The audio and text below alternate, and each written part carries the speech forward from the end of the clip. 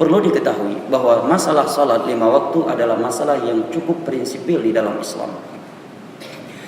Jangankan meninggalkan salat, melakukan salat tanpa melaksanakan rukun-rukun dan wajibatnya, atau melaksanakan salat di luar waktunya, itu diancam oleh Allah dengan firman-Nya, fawailul lil musallin alladzina hum 'an salatihim sahun. Sungguh wel kata sahabat Abdullah bin Abbas adalah wadin finnar, adalah sebuah wadi, sebuah lembah yang ada di dalam api neraka. Allah katakan wel bagi orang-orang yang salat. Kenapa? Alladzina ma'an salatihim sahun, yaitu mereka orang-orang yang lalai dari salatnya. Lalai dari salatnya, penafsiran ahli tafsir menerangkan yaitu salat tetapi di luar waktunya. Salat subuh setelah waktunya habis dan seterusnya, atau melakukan salat tepat pada waktunya tetapi tidak melaksanakan rukun-rukun dan wajibatnya dengan sengaja. Ini masuk dalam firman Allah, alladzina ma'an salatihim sahun. Di dalam surat Maryam Allah berfirman, fa khalafa min ba'dihim khalfun adha'u as-salata wattaba'u syahawat fasawfa yalqawna ghayya illa man taba wa amana wa 'amila salihan fa ulaika yujzauna al-ghurfata bima sabaru wa yalqawna fiha tahiyatan wa salam. Illa man taba wa amana wa 'amila salihan fa ulaika la yuzlamuna syai'a. Fa ulaika yadkhuluna al-jannata wa la yuzlamuna syai'a. Akan datang setelah mereka ini dari umat-umat ini yang akan menyia-nyiakan salat. Makna menyia-nyiakan salat, kata Abdullah bin Abbas, melaksanakannya di luar waktunya. Fasawfa yalqawna ghayya. Mereka itu yaitu orang-orang yang melakukan salat di luar waktunya, tidak tepat dengan waktunya, mereka itu yalqawna ghayya, akan masuk ke dalam neraka ghayya. Illa man taba wa amana wa 'amila salihan. Kecuali mereka orang-orang yang telah bertaubat, beramal saleh, mereka akan dimasukkan ke dalam syurga dan tidak akan dizalimi sedikit pun. Jamaah, coba perhatikan dua ayat di atas. Allah menyebutkan ancaman yang begitu keras untuk mereka yang melakukan salat tatkala mereka melakukannya tidak tepat pada waktunya. Lalu bagaimana dengan orang yang sama sekali tidak melakukan salat? Subhanallah. Bahkan jangankan sekedar tidak melakukan tetapi dalam keadaan malas, itu Allah vonis sebagai ciri munafik. Allah berfirman di dalam surah At-Taubah, wa la ya'tuna as-salata illa wa hum kusala.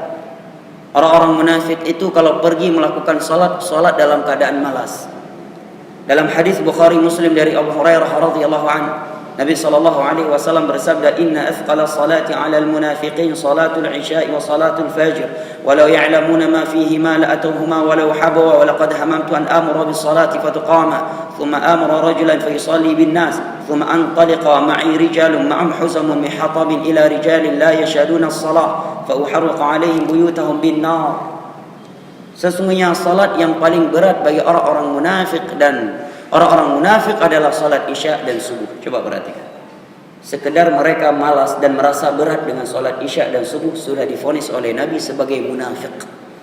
Sekalipun dia melakukannya, kata para ulama. Nabi memvonis dia munafik kalau merasa berat untuk salat. Risih mendengar azan. Risih melihat orang-orang yang pergi ke masjid. Berat untuk pergi ke masjid. Walaupun dia pergi, divonis oleh Nabi sebagai munafik. Salat yang paling berat bagi orang-orang munafik adalah salat isya dan salat subuh. Walau ya'lamuna ma fihima la atauhuma walau habwa. Dan kalaulah mereka mengetahui keutamaan pergi melaksanakan salat isya dan subuh, niscaya mereka akan pergi melaksanakannya sekalipun harus merangkak. Kemudian Nabi menyatakan, walaqad hamamtu an amura bis salati fataqama thumma amara rajulan fayusalli bin nas.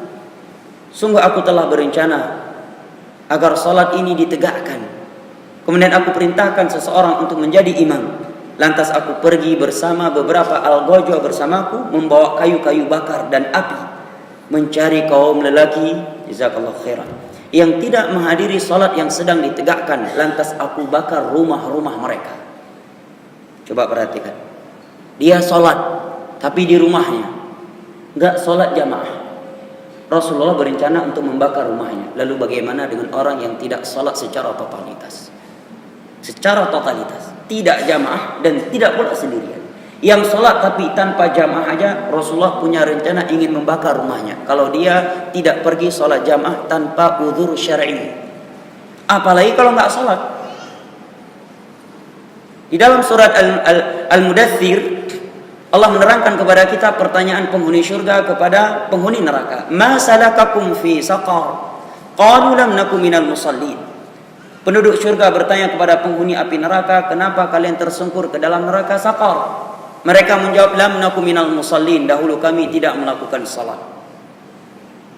Di dalam hadis yang diriwayatkan oleh Imam Abu Dawud dari Abu Hurairah radhiyallahu anhu, Nabi bersabda, inna awwala ma yuhasabu alaihi al-'abdu yaumal qiyamah as-salah. Sesungguhnya ibadah yang pertama kali dihisab pada hari kiamat atas seorang hamba adalah perkara salat. Perhatikan salat antum dari mulai wudu, dari mulai takbiratul ihram sampai salam, ini madein siapa? Dari mana anda dapatkan? Anda mengangkat kedua tangan, apa dalilnya? Apa landasannya? Kenapa seperti ini? Ini setiap kita harus mempertanggungjawabkan di hari kiamat. Apakah sekedar melihat kedua orang tua, orang banyak, ataukah memang kita mempelajari hadis-hadis Nabi yang menceritakan sifat wudhu beliau dan sifat salat beliau? Dan yang jelas pertanyaan di hari kiamat, Allah katakan dalam surat Al-Maidah, madza ajabtumul mursalin. Sudah Allah bocorkan pertanyaannya agar kita mempertanggungjawabkan jawabannya, mempersiapkan jawabannya. Ma ajabtumul mursalin, seperti apa kalian mengikuti Rasul kalian dalam ibadah kalian. Kemudian di dalam masalah salat ini, para ulama seperti Al-Imam Ibnu Abdul Bar dalam kitabnya At-Tamhid Syarah Muwatta Imam Malik, beliau menukilkan kesepakatan para sahabat Nabi bahwa orang yang meninggalkan sholat secara totalitas 5 waktu. Beda halnya kalau bolong-bolong sholat tapi bolong-bolong. Ini secara totalitas dia nggak sholat. Beliau menukilkan kesepakatan para sahabat Nabi bahwa orang tersebut murtad, keluar dari Islam. Dan kalau dia menantu kita, harus kita pisahkan dari anak kita. Sembelihannya tidak halal dimakan. Siapa yang menyatakan? Imam Ibnu Abdul Bar hidup pada abad keempat dalam kitab At-Tamhid Syarah Muwatta Imam Malik menukilkan kesepakatan para sahabat Nabi. Beliau menukilkan ucapan seorang ulama tabi'in yang bernama Abdullah bin Syaqiq menyatakan, kanu la yarawna tarka syai'in minal a'mali kufrun illa salah. Para sahabat Nabi tidak pernah menilai bahwa seseorang itu bisa kafir, bisa kufur karena meninggalkan sebuah amalan kecuali salat. Menunjukkan yang maksud kufur sini kufur besar. Kalau kufur kecil meninggalkan seluruh amalan juga adalah kufur. Jelas ya? Beliau menyatakan para sahabat demikian. Apa dalil? Kalau kita membuka Al-Quran sangat banyak. Di antaranya firman Allah dalam surat At-Taubah, fa in tabu wa aqamu shalah wa atu zakah fa ikhwanukum fid din. Kalau mereka mau bertobat sehingga menegakkan salat dan menunaikan zakat, maka mereka saudara kalian dalam agama ini. Kalau bukan, berarti bukan. Cuma dikecualikan dalam bab ini zakat, karena telah datang hadis Abu Hurairah bahwa orang yang tidak mengeluarkan zakat tidak kafir, setelah dia diazab dinampakkan kepada dia tempatnya di surga ataukah neraka. Adapun salat tidak dikeluarkan dari keumuman tersebut karena tidak ada dalil yang mengecualikannya. Bahkan hadis Buraidah dalam Sunan Abi Daud, Nabi bersabda, al-ahdul ladzi bainana wa bainahum as-salah faman tarakaha faqad kafar. Perbedaan antara muslim dengan muslim adalah salat. Yang meninggalkan salat secara totalitas dia kafir. Ay ustaz kerana tu wam kafi malam nyu hadis Nabi kan bahasa lu yang kereh dari long tok nada ngentu. Ucapan Nabi sallallahu alaihi wasallam. Kalau dikatakan kufur yang dimaksud di situ kufur kecil. Kalau dikatakan kufur kecil, maka semua amalan juga demikian, tidak ada keistimewaan untuk salat. Meninggalkan zakat juga kufur kecil. Meninggalkan salat sunnah dalam keadaan sehat dan mampu dilakukan juga kufur kecil, kufur nikmat. Maka kata Syekh Utsaimin, maksud di sini adalah kufur besar, al-mukhrij minal millah, yang dapat mengeluarkan seorang dari Islam. Hadis yang kedua dari Jabir dalam riwayat Imam Muslim rahimahullahu taala. Nabi bersabda, bainal 'abdi wasyirki awil kufr tarkus shalah.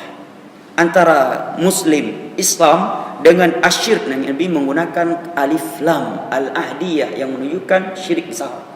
Dan kekufuran adalah meninggalkan salat. Syekh Utsaimin juga menegaskan bahwa di masa sahabat enggak ada kesilangan pendapat bahwa orang yang meninggalkan salat secara totalitas kafir, murtad, keluar dari Islam. Setelah masa itu baru terjadi silang pendapat. Imam Syafi'i berpendapat orang yang meninggalkan sholat dan bolong-bolong sholatnya ditangkap, dipenjara, disiksa sampai bertobat dan mau melakukan sholat lagi. Dan dia harus disiksa di halayak ramai, dibawa keliling pasar-pasar kaum muslimin dan sambil dicambuk agar dia bertobat dan mau menegakkan sholat. Ini siapa?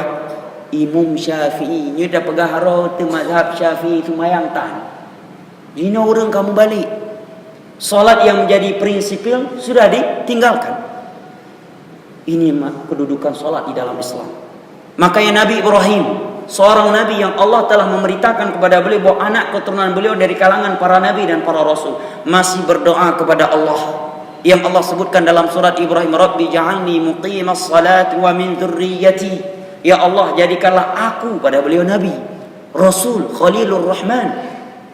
Ya Allah, jadikanlah aku dan anak keturunanku dari hamba-hambamu yang menegakkan salat. Nabi Ibrahim takut jangan sampai ada anak keturunan beliau yang tidak melakukan salat. Karena masalah salat sangat prinsipil. Dosa meninggalkan salat lebih besar daripada dosa zina.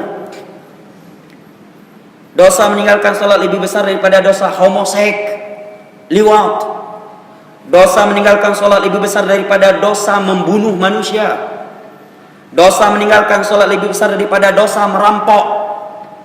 Dosa meninggalkan solat lebih besar daripada dosa riba. Setelah kekufuran adalah meninggalkan solat.